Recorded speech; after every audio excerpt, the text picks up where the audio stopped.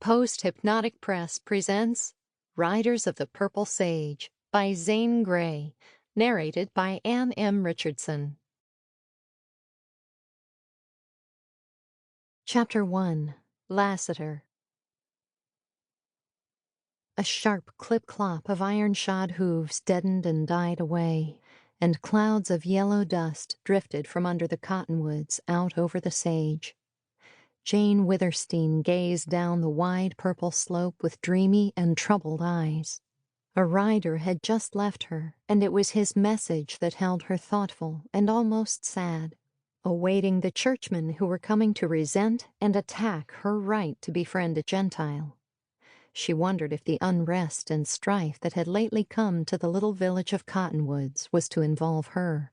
And then she sighed, remembering that her father had founded this remotest border settlement of southern Utah, and that he had left it to her. She owned all the ground and many of the cottages. Withersteen House was hers, and the great ranch, with its thousands of cattle and the swiftest horses of the sage. To her belonged Amber Spring, the water which gave verdure and beauty to the village, and made living possible on that wild purple upland waste. She could not escape being involved by whatever befell Cottonwoods. That year, 1871, had marked a change which had been gradually coming in the lives of the peace-loving Mormons of the border.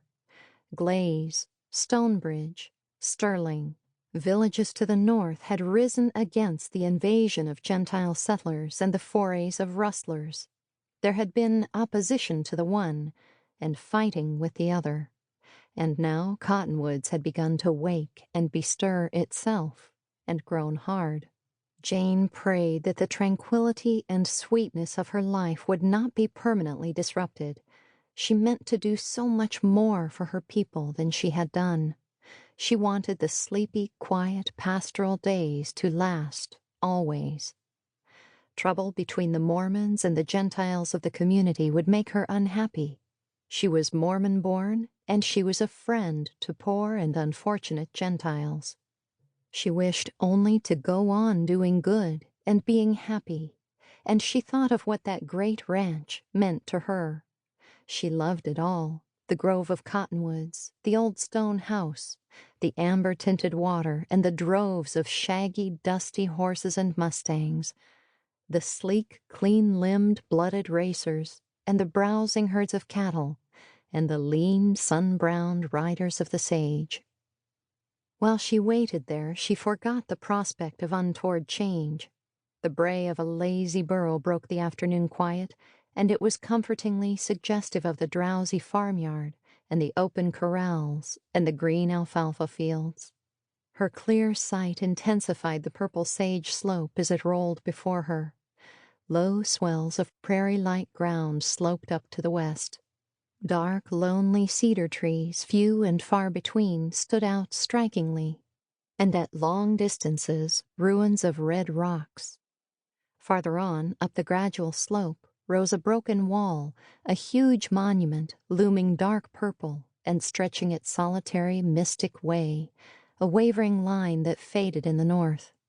Here to the westward was the light and color and beauty.